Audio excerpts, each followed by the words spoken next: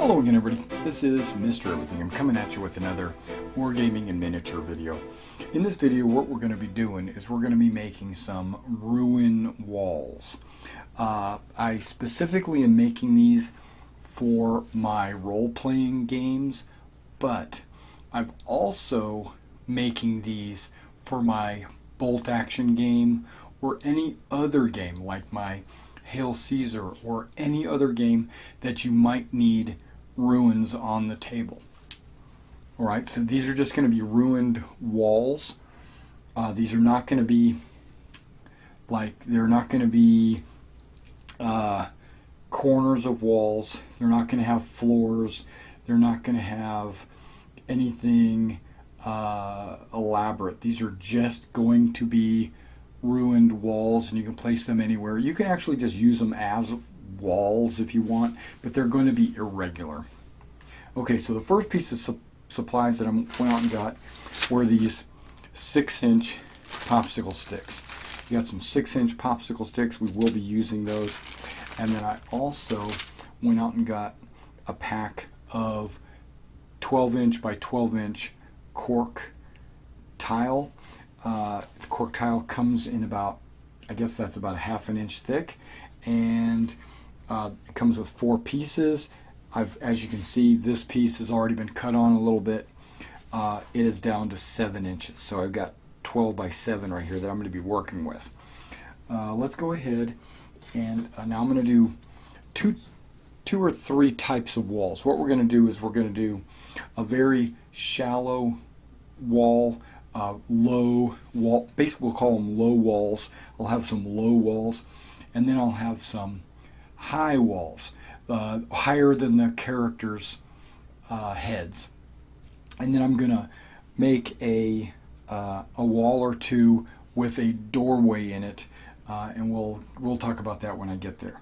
All right. So the first thing I do is I get my handy dandy metal ruler. And then I line my cork up with, you'll need a cutting board. I line my cork up with a line, an inch line, and then I'm going to decide how thick do I want these walls. Well, these are the ones we're going to do that are going to be extremely thick. So I'm going to take it at the 3-inch line. Okay, now the reason why I'm cutting it at the 3-inch line and not the 2-inch line is because I'm going to be basically making 4 walls right now. There's going to be, you'll see that I'm going to cut a wall here, here, here, and here. But by just cutting a 3-inch piece out, I'm able to make, and then I'll be able to take a line down the middle and zigzag it, and some of it will be at 2 inches, some of it will be at 1 inch. So the wall will have 2-inch raised areas and 1-inch lowered areas. The areas that are raised will be on the other side, will be the lowered part of the wall, and the parts that are lower on this side will be the raised part on this side. I think you'll see once you see me start cutting it. Okay, so let's go with the 3-inch line. And I'm just arbitrarily picking 3 inches. You could pick any size. You could go 4 inches. You could go 2 inches. You could go 1.5 inches. Okay? So what I'm trying to do now is just mentally, I'm trying to cut straight up and down.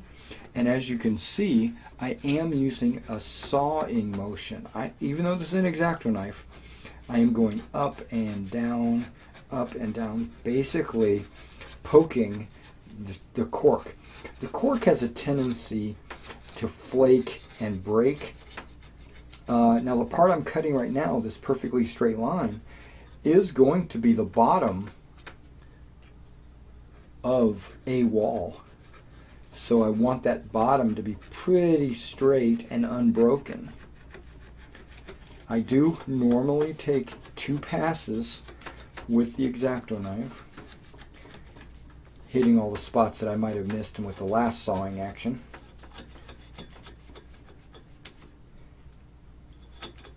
And then I just take a gash, then I just drag it and cut it.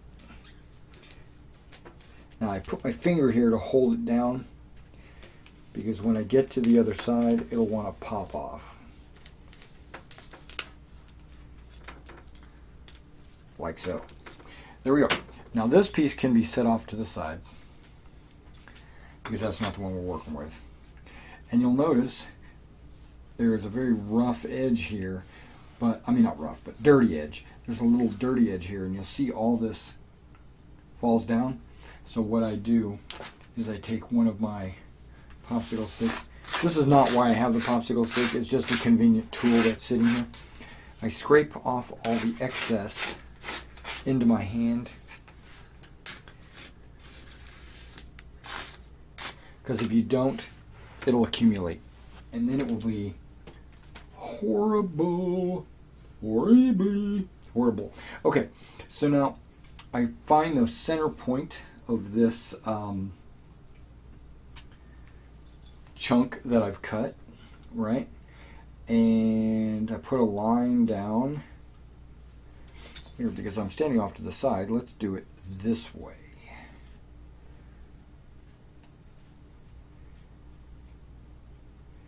Square it up because I want some straight lines because I'm anal. Now this cut I'm getting ready to do, it does not necessarily have to be perfectly straight up and down. It could be at an angle, it could be janky, it can be whatever you want it to be. And again, I'm sawing. I should say I'm using the sawing motion.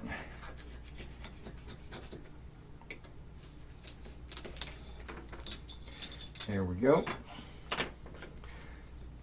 Now these are awful tall walls, right? They're 3 inches. And I'm basing this on 28 millimeters. All right. Okay. So now you can take either one, doesn't matter, and you basically start cutting at the top, and basically just make any random pattern you want. What I like to do is make a tall portion and a low portion, and then the other one will have a tall portion and a low portion. So I line it up with my 3 inches. You don't have to. You could just do it. You could just eyeball it if you want it. There. Now I'm starting at the 2. Kind of making a up and down motion, as you can see, like a randomized wall. Now the trick here is, and I notice this is a trick, and I've thought of other ways to combat this, is that when I go back in to make my second pass, I'm not exactly sure where I cut, because the cork has a lot of lines, striations already built into the cork, so it makes it hard to see what I've added.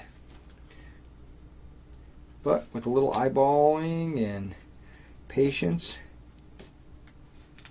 you'll figure it out.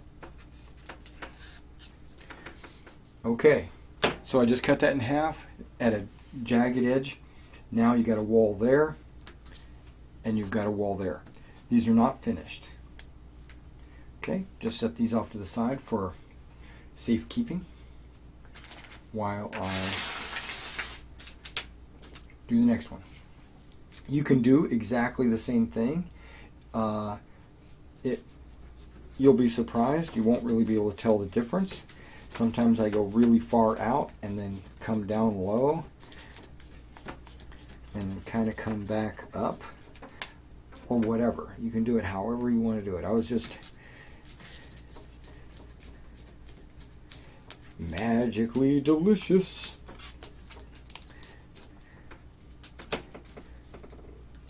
Break it, doesn't matter, breaking's good, because that just makes a more jagged edge. What this cork is going to wind up looking like is a bunch of stones. Hopefully that's the plan anyway. Okay, clean up. Okay, now the next step is to create imperfections. It's rubble, right? Okay, a rubbled wall isn't going to be as flat and as perfect as what you're seeing here. So what I do is I use my X-Acto knife and I cut in to the cork, and then I pop out a chunk of cork. Cut into the cork, a couple of different angles, try to get underneath like one of these little cork, I don't know what you call them, cells, and then pop it out, making that wall more jagged, more imperfect.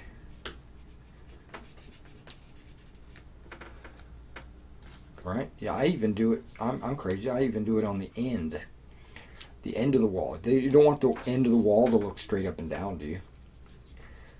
I mean, sometimes you do. Sometimes you want your rubble temple or your city or whatever to look like it's in good shape. It's just rubble or it's abandoned. Well, this isn't what I'm doing. I'm not doing an abandoned city or town. I'm doing an ancient temple, ancient city, hundreds of years old, that's rubble. Okay, so I did one side. Now I flip it and I do the exact same thing on the other side. It looks like it's already kind of janky on this side already. And if it is, then I don't need to increase the jank. I just need to enhance the jank. Does that make sense?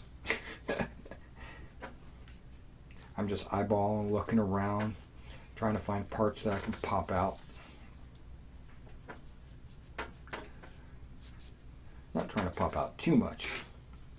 Now these chunks wind up being a lot larger, okay, because they're manually created.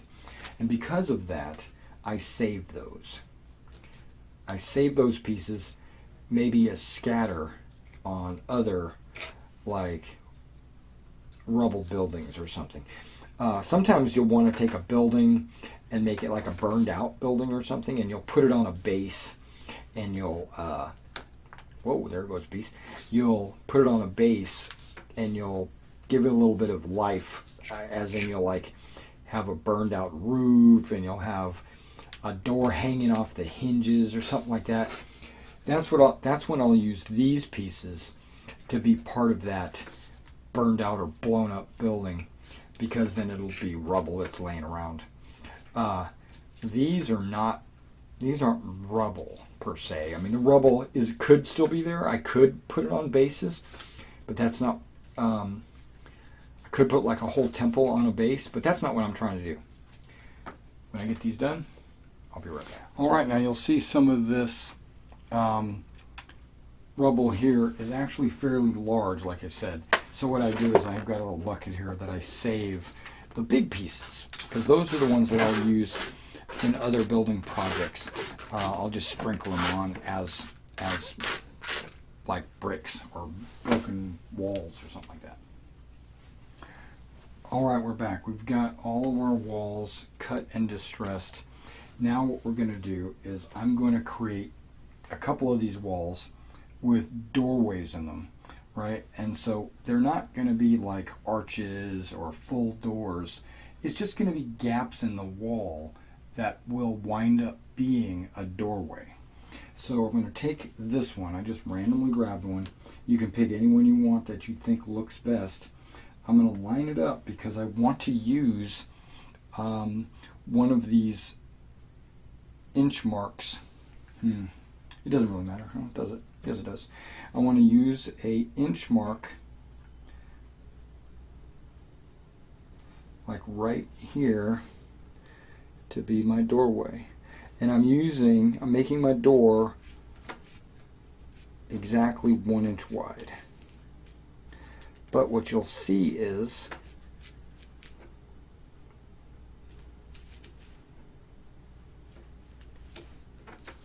I only cut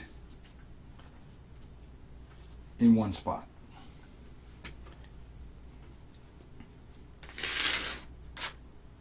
Okay, so now these are going to be on two different boards, basically two different bases, and this one is going to finish up with, okay, because see, I don't know how to explain this, but they're going to be 6 inches long, right? That's how long the walls are going to be. This doorways and this doorway, see, I cut once right there. For this to finish up this doorway, I got to cut it at 1 inch. All right, so this thick piece here is going to be part of a wide door. One of these doors I want to be like 2 inches wide. Basically what I'm going to do is I'm going to pull it to make it 2 inches wide. Let's go ahead and cut that.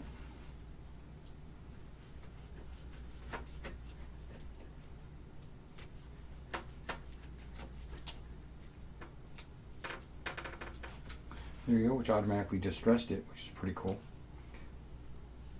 So that's going to be one doorway, but it's going to be like 2 inches wide. You get the idea. And then I'm going to have another doorway that's only like 1 inch wide. And it'll be part of this wall here. And this wall. So I'm going to cut it right down the middle. There you go. 1 inch wide. And then I've got another short piece that I can just make a wall of some kind with it. Show you the next step. Okay. Get your popsicle sticks ready, and that's where you're going to be doing all your gluing. You're going to be gluing these walls down to the bases, and I use I've started recently using Gorilla Glue Clear Grip. So here's a wall, and what I do is I just put a very thick bead of Gorilla Glue along the bottom, and I just tap it to get it to come out evenly. And then I set that off to the side.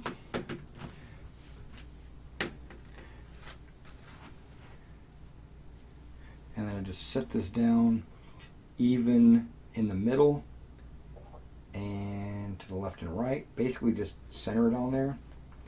The popsicle stick is not exactly 6 inches, just remember that. I think they call it 5.9 inches. And because we cut nice and smooth, there should be a smooth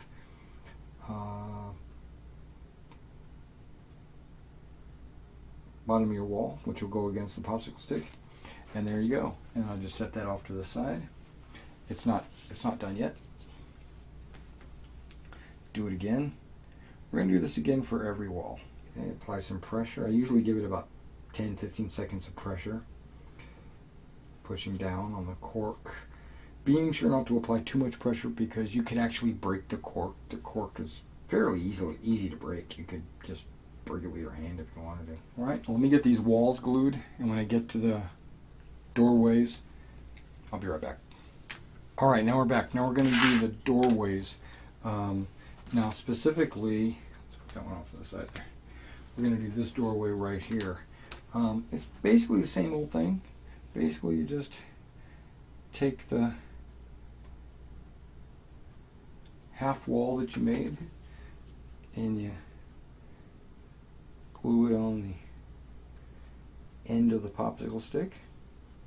Try to use rulers all the time to make sure that I'm making the 2 inch gap and all that stuff. It doesn't really matter. Remember, this is it's a war game. It's a terrain piece. Nobody's gonna go down to your model and say that door is only 1 1/4 inch wide. It's not a full 2 inches. They're not gonna say that. All right, so you get that doorway there, and then because most miniatures use the 25mm bases, and in your role-playing games, your bolt action, a lot of games that you play, Warhammer, you know, they all use 25mm bases. Now this last piece, I'm thinking I'm going to put it on the end like I normally would for a wall. Then I might put some rubble down on this base, or not. I could just leave it as a grass and stuff, because I'm going to be putting all kinds of stuff on there. The chunk, I don't like it. I don't like it. Okay, but I do like this chunk.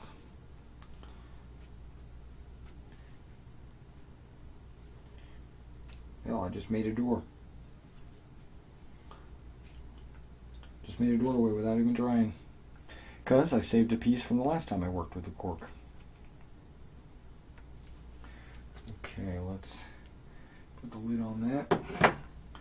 Stick that down.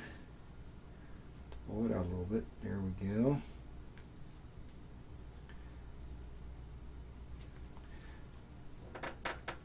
Okay. Apply some pressure. Hold it down. Okay.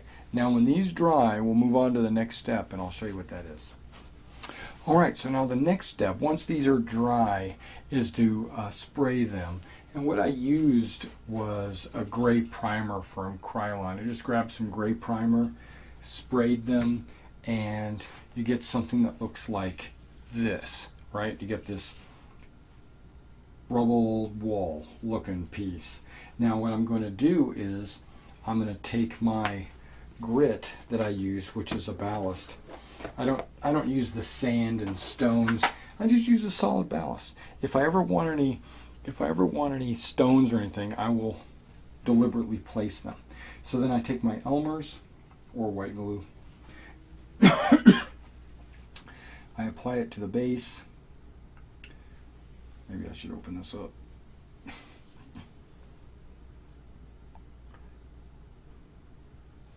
Apply it to the base. Sometimes you can put it on the rubble too if you want, but there you go. And then I use my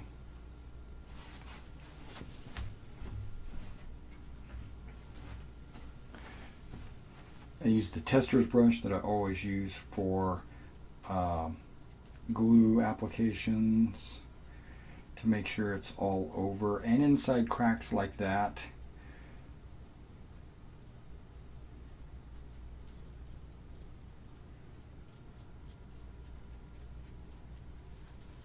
Both sides.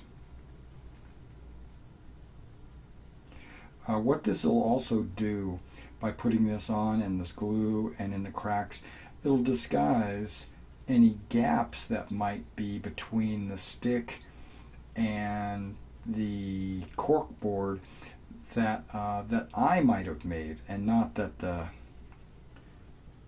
cork makes. You know what I mean? It's just going to correct any imperfections. And then we take it and we shuffle it under the ballast. We shake all the ballast off. I tap it off usually. And then I set it inside of a box and I just let it sit. Let the glue adhere. And let me go ahead and do that to all my painted ones, and then I'll be right back. Alright guys, we are back. We're making progress. We've got all the walls with the grit, and now the next step is to put a random amount of green flock around the bases. And what I do, I put some of it up the sides of the walls of the model. So let's just take a look at one of these models here and I'll show you what I'm talking about. Take some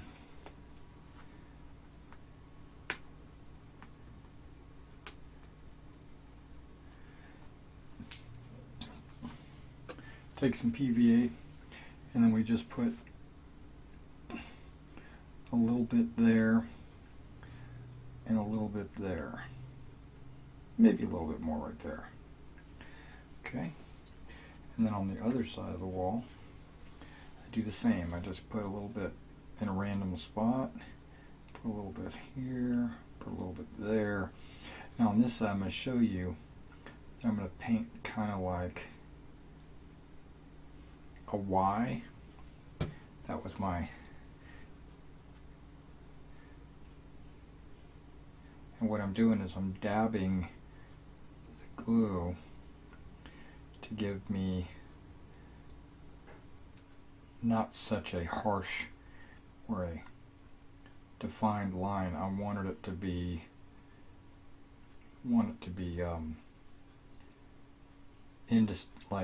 what's the word? Subtle or subdued on both sides. Now on this side I wanted to also do kind of like a vine.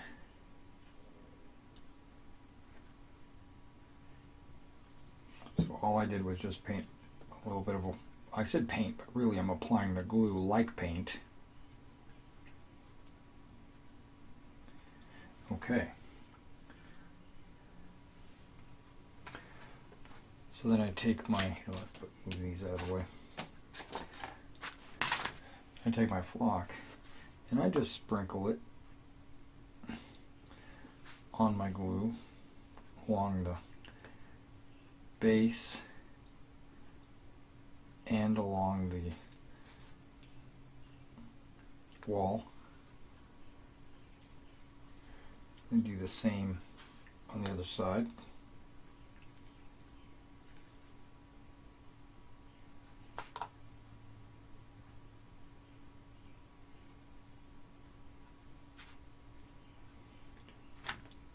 Shaking it off.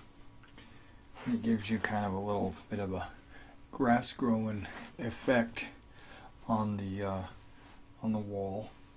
Gives you a little bit of a grass along the bottom with rocks. There's nothing wrong with putting maybe a little bit of flock along the top edge of your wall.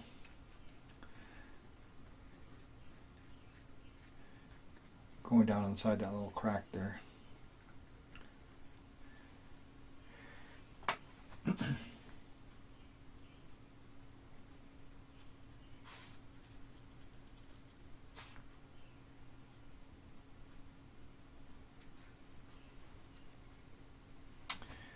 there you go, you got a finished product right here.